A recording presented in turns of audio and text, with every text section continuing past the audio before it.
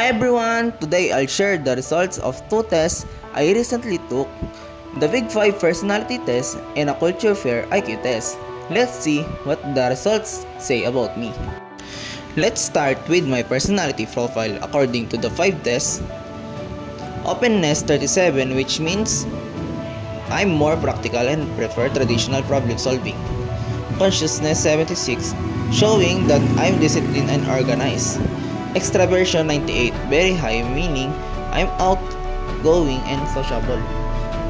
Agreeableness 39, suggesting I can be competitive and skeptical at times. And natural reactions 15, meaning I stay calm and not easily upset by stress. Next, the IQ test. Based on my experience, my IQ score lies between 93 and 109, which is within the average range for the most people. These results don't define everything about me, but they help me understand my strengths and areas for growth. At the end of the day, it's all about self-awareness and continuous improvement. That concludes my personality and IQ test reflection.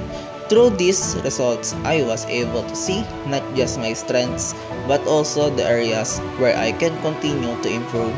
Both tests reminded me that growth is a lifelong process, and self-awareness is an important step in becoming the best version of ourselves.